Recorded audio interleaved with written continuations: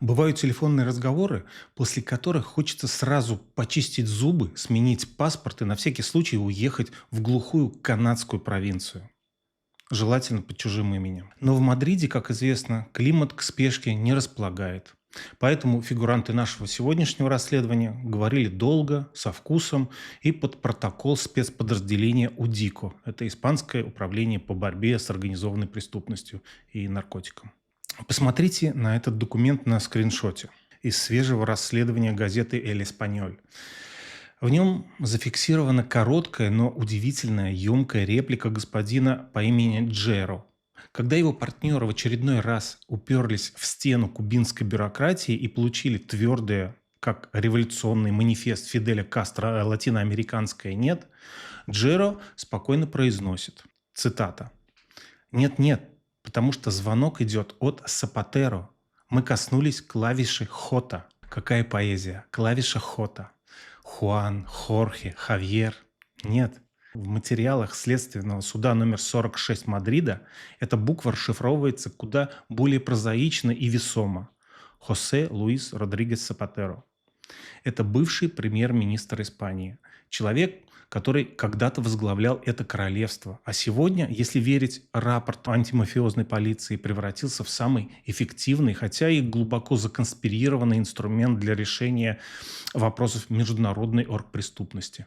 Парадокс ситуации заключается в том, что современная европейская политика давно перестала быть искусством управления государством. Сегодня это скорее сфера высокотехнологичных посреднических услуг, консалтинг высшего уровня. Если у вас не получается договориться о бизнесе законным путем, вы просто ищете человека, у которого есть правильный номер телефона и чья фамилия до сих пор вызывает священный трепет у левых правительств Латинской Америки. Что это значит для нас с вами? Это значит, что перед нами не просто очередная криминальная хроника из жизни провинции Аликанте. Это классический пример того, как устроены скрытые механизмы современной геополитики. Сегодня мы пройдем по всей этой цепочке от тихих вилл побережья Коста-Бланка до правительственных кабинетов в Гаване. Мы сопоставим факты, изучим материалы секретной полицейской операции «Стронгбокс» и попробуем ответить на очень простой, но чертовски важный вопрос. Почему, когда русская мафия решает отмыть пару десятков миллионов евро через кубинские недра, на горизонте обязательно появляется бывший лидер испанских социалистов? Давайте перенесемся немного назад во времени и пространстве. Провинция Аликанте – прекрасное место. Белый песок, теплое море, ленивые туристы, лучшие рестораны с паэльей и самый высокий уровень присутствия восточноевропейского теневого капитала на душу населения в Южной Европе. В определенных кругах Аликанте давно называют испанским Ростовом или курортом повышенной секретности.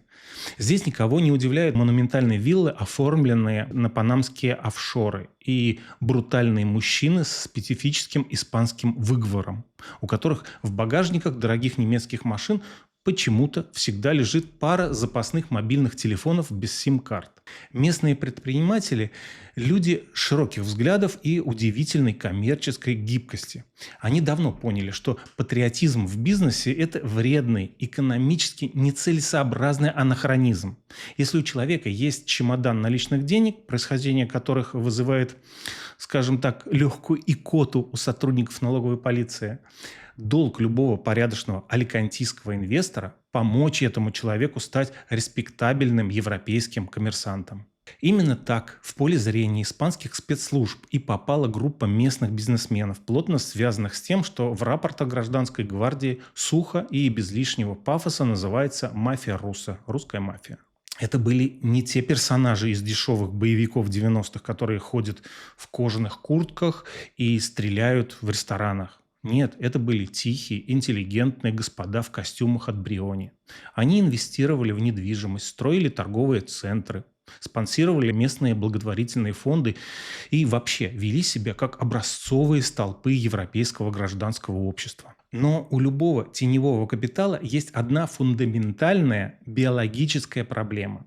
Деньги, как и акулы, должны постоянно находиться в движении. Если они остановятся в одном банке, их рано или поздно сожрет финансовая разведка. Деньги нужно постоянно перекладывать из одного кармана в другой, усложняя тем самым траекторию до такой степени, чтобы у любого проверяющего инспектора через полчаса изучения схемы развилась стойкая мигрень. И вот, когда локальный рынок недвижимости в Аликанте оказался забит под завязку, эти предприимчивые господа подняли глаза на карту мира и устремили свой взор за океан, на остров Свободы. Куба – удивительная страна, родина рома, сигар и победившего социализма, который умудряется существовать в режиме перманентного экономического коллапса последние 70 лет. На Кубе есть абсолютно все для счастья. Прекрасный климат, гордые люди, тотальный дефицит туалетной бумаги и колоссальные, практически нетронутые запасы ценнейших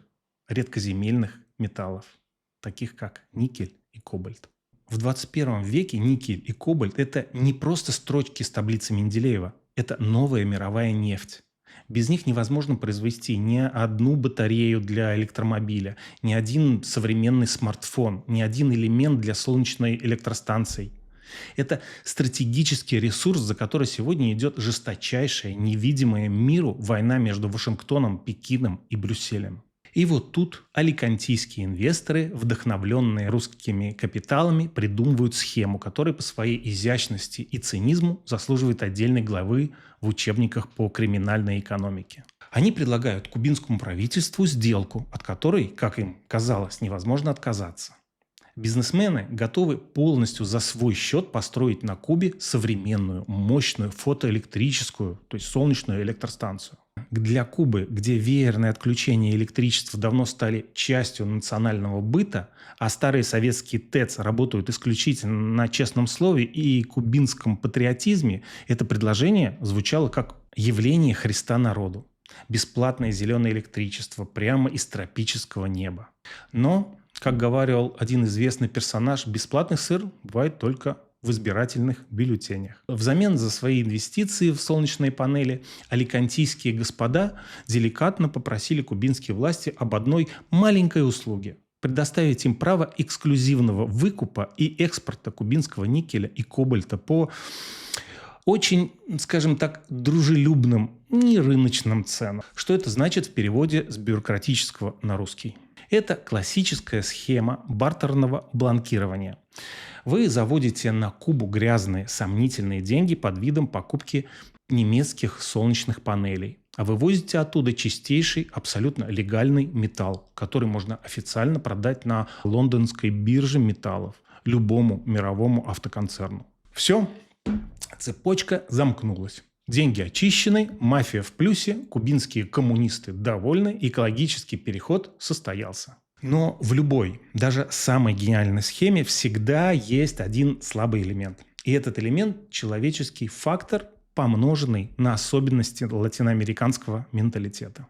Современный крупный бизнес искренне убежден, что любую проблему на этой планете можно решить с помощью красивой презентации в формате PowerPoint и пары бутылок хорошего коллекционного вина. Аликантийские инвесторы прилетели в Гавану с полной уверенностью в своем стремительном успехе. Они искренне думали, что кубинские чиновники в потертых военных френчах немедленно подпишут все контракты, едва увидев цифры будущих инвестиций. Но Куба – это вам не пригород Торревьехи. Там существует своя уникальная, выпистованная десятилетиями система номенклатурного абсурда.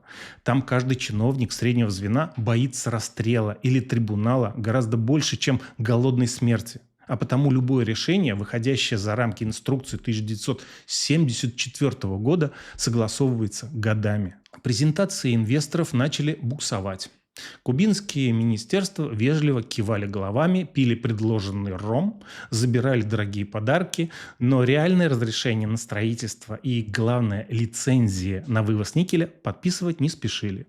Месяц шел за месяцем, деньги инвесторов таяли на представительские расходы, русские партнеры в Аликанте начали нервно барабанить пальцами по столу и задавать неприятные вопросы в духе: где наши кубинские металлы и почему схема до сих пор не работает? Инвесторы поняли, стандартные коммерческие методы исчерпаны.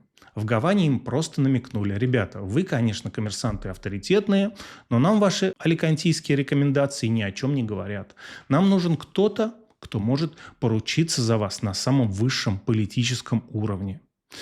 Кто-то, кому безоговорочно доверяет наше партийное руководство и лично товарищ Рауль Кастро. И вот здесь наше расследование переходит в самую захватывающую фазу. На сцене появляется клавиша Хота. Давайте сопоставим факты и вспомним, кто такой Хосе Луис Родригес Сапатеро в контексте латиноамериканской политики. Это не просто бывший министр Испании, который возглавлял правительство с 2004 по 2011 год. Для большинства левых режимов Южной и Центральной Америки Сапатеро – это главный адвокат, заступник и полномочный представитель их интересов в сытой консервативной Европе. Именно Сапатеро годами выступал в роли независимого медиатора на тяжелейших переговорах между диктатурой Николаса Мадуро и оппозицией в Венесуэле. Именно он регулярно летает в Гавану, обнимается с кубинскими лидерами и публично осуждает американское экономическое эмбарго.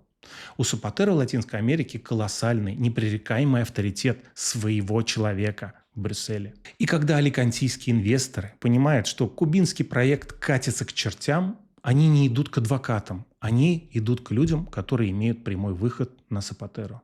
Из материалов прослушек, которые спецподразделение УДИКО передало следственному судье, отчетливо видно, как мгновенно изменился тон переговоров. Стоило фигурантам задействовать этот ресурс. До вмешательства.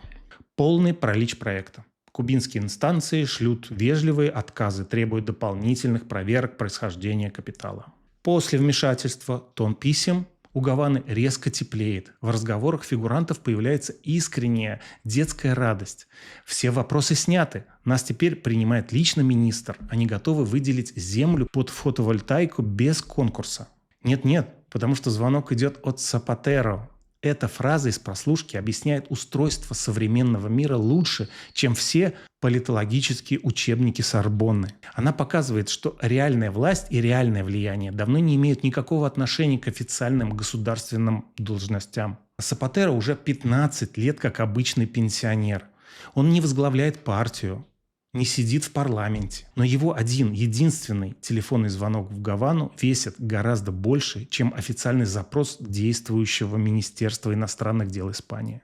И самое прекрасное во всей этой истории – Сапатеро ведь наверняка на всех этих встречах искренне говорил исключительно о необходимости поддержки кубинского народа, о важности развития возобновляемой энергетики и о борьбе с климатическим кризисом на острове Свободы. Высшая номенклатурная ирония заключается в том, что самые грязные криминальные схемы в 21 веке всегда упаковываются в самую благородную, прогрессивную и экологически чистую обертку. А теперь давайте зададимся вопросом, который неизбежно возникает у любого вменяемого гражданина, прочитавшего это расследование в «Эль Эспаньоль».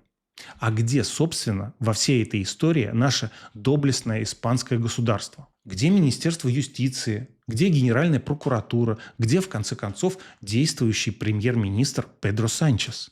Почему спецподразделение полиции УДИКО вынуждено работать в режиме строжайшей секретности, аккуратно передавая материалы судье, словно они саперы, разбирающие бомбу в центре Мадрида? Ответ на этот вопрос одновременно прост и пугающий. Современное испанское государство находится в состоянии глубокого институционального парадокса. Когда обычный гражданин забывает задекларировать несчастные 200 евро, полученные за подработку, или опаздывает с выплатой квартального налога на 3 дня, государственная машина включается и мгновенно и безжалостно налоговая инспекция Асьенда блокирует банковские счета, присылает штрафы, судебные исполнители описывают имущество, а официальные спикеры строго вещают с экранов о важности налоговой дисциплины и гражданской солидарности. Но стоит той же самой государственной машине столкнуться с ситуацией, где интересы международной мафии плотно переплетаются с именами высшей политической элиты собственной страны, как у нее тут же портится зрение, отказывает слух и развивается тотальная амнезия. В Испании существует негласное, но строго соблюдаемое правило номенклатурной солидарности. Бывших премьеров не судят. Это негласный закон политического выживания системы. Потому что если начать реальное глубокое расследование деятельности Сапатеро на латиноамериканском направлении, то ниточка неизбежно потянется дальше. Она приведет к действующим министрам, к крупным испанским строительным корпорациям, к банковским счетам в Андорре и Швейцарии. Выяснится, что вся внешняя политика страны на южноамериканском треке последние 20 лет – это не дипломатия, а гигантское закрытое акционерное общество по обслуживанию интересов весьма сомнительных персонажей. Поэтому Мадрид молчит. Официальные правительственные спикеры сегодня будут делать вид, что ничего не произошло, что расследование «Эль Эспаньоль» – это желтая пресса и инсинуации праворадикальной оппозиции. Они будут увлеченно обсуждать в парламенте все, что угодно. Права меньшинств, инфляцию, футбольные матчи, экологические стандарты для пластиковых стаканчиков. Лишь бы не произносить вслух фамилию Сапатеро в контексте кубинских прослушек. Чиновники искренне любят тишину, потому что в тишине схемы работают без перебоев. Трубы не гудят, а планы по зеленому переходу продолжают приносить стабильный доход нужным людям. Чтобы окончательно понять масштаб происходящего, давайте проведем небольшую документальную аналитику и разберем чисто техническую сторону того, как именно аликантийские инвесторы планировали легализовать деньги русской мафии через кубинский никель. Многие думают, что отмывание денег – это сложный цифровой процесс, доступный только гениальным хакерам и создателям криптовалют. На самом деле реальный теневой бизнес предпочитает работать со старым, добрым, осязаемым сырьем. Давайте сопоставим две финансовые реальности.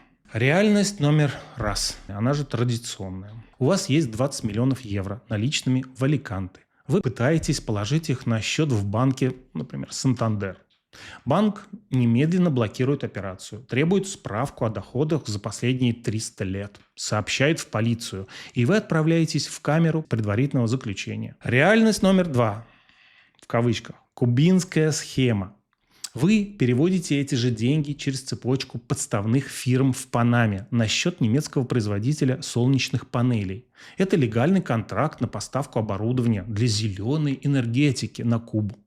Ни один европейский банк не заблокирует платеж, который идет в рамках борьбы с изменением климата. Затем панели приезжают в Гавану, монтируются в поле. Кубинское правительство, не имея живой валюты для оплаты проекта, официально рассчитывается с вашей аликантийской компанией тоннами никелевого концентрата прямо из госрезерва. Этот никель легально грузится на сухогруз, плывет в порт Роттердама, где ваша компания продает его абсолютно официально по текущей рыночной цене любому европейскому металлургическому комбинату. Комбинат переводит вам чистейшие легальные евро на ваш счет в Мадриде. На любой вопрос налоговой инспекции у вас есть безупречный благородный ответ. Мы прогрессивные инвесторы. Мы спасаем кубинский народ от энергетического кризиса, развиваем экологически чистую энергетику. А эти деньги – наша законная прибыль от продажи никеля, полученного в рамках международного соглашения, которое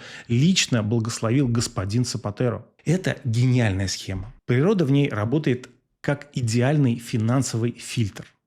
Грязный криминальный нал заходит в землю в виде солнечного света, а выходит из земли в виде стратегического кобальта, за которым выстраивается в очередь вся автомобильная промышленность в Германии. И главное, все абсолютно законно. Все документы скреплены правительственными печатями двух стран. Во всей этой истории меня больше всего восхищает этот потрясающий запредельный уровень экзистенциального сарказма. Вспомните, сколько пафосных слов мы ежедневно слышим от левых европейских интеллектуалов о кубинской революции, о несокрушимом острове свободы, который мужественно противостоит хищному американскому империализму. Сколько написано статей о социалистической солидарности, о защите национальных недр от разграбления иностранными капиталистами. И вот мы открываем свежие материалы следствия УДИКО и видим реальную, неприглядную изнанку этой латиноамериканской революционной романтики. Оказывается, гордое кубинское руководство, преемники Фиделя и Че Гевары без малейших колебаний готовы отдать свои национальные стратегические запасы никеля и кобальта, недра, принадлежащие кубинскому народу, в полное распоряжение структуры, за которой маячат тени лидеров восточноевропейских преступных группировок. И единственное условие для этой сделки, чтобы за посредников лично замолвил словечко авторитетный испанский экс-премьер. Вот она, подлинная цена революционных идеалов в 21 веке. Оказывается, социалистическая солидарность отлично конвертируется в солнечные панели, а суверенитет острова Свободы заканчивается ровно в тот момент, когда на правильном телефоне нажимается та самая клавиша «Хота». Аликантийские бизнесмены в этой ситуации выступают как идеальные переводчики. Они переводят брутальный жесткий язык русской организованной преступности на рафинированный, политкорректный язык брюссельской бюрократии. Они прекрасно знают, что современная Европа не примет деньги, если на них есть следы крови или контрабанды. Но та же самая Европа с радостью примет те же самые деньги, если они завернуты в зеленую бумагу экологического проекта по спасению тропической экосистемы. В этой криминально-политической драме, которую сегодня раскопали журналисты «Эль Эспаньоль», все роли расписаны с поистине швейцарской точностью. Русские доны обеспечивают бесперебойное финансирование. Аликантийские посредники виртуозно рисуют бизнес-планы и схемы офшоров. Хосе Луис Родригес Сапатеро работает живым политическим талисманом, открывшим любые двери в Гаване со своим авторитетным звонком. Кубинские министры оперативно подписывают лицензии на вывоз стратегических металлов. А испанское государство традиционно застенчиво молчит, стараясь не замечать, что под его собственным носом бывшее первое лицо королевства обслуживает экономические интересы международного синдиката. Эта история прекрасный, наглядный учебник по устройству современного мира. Она наглядно доказывает нам, что старые представления о политике, границах, государствах и законах давно пора выбросить на свалку истории. Нет больше никаких отдельных государств Испании, Кубы или России. Есть единый глобальный циничный финансовый механизм, где криминальные капиталы, государственные недра и политическое влияние высших чиновников слились в едином экстазе. А нам с вами, простым обывателям, которые исправно платят налоги и заполняют декларации, во всей этой истории отведена самая простая и понятная роль. Мы зрители в этом огромном дорогом театре абсурда. Остается только внимательно наблюдать за развитием этой самой операции Strongbox. Наблюдать с легкой, грустной, довлатовской улыбкой и пониманием того, что судебный процесс, скорее всего, затянется на годы.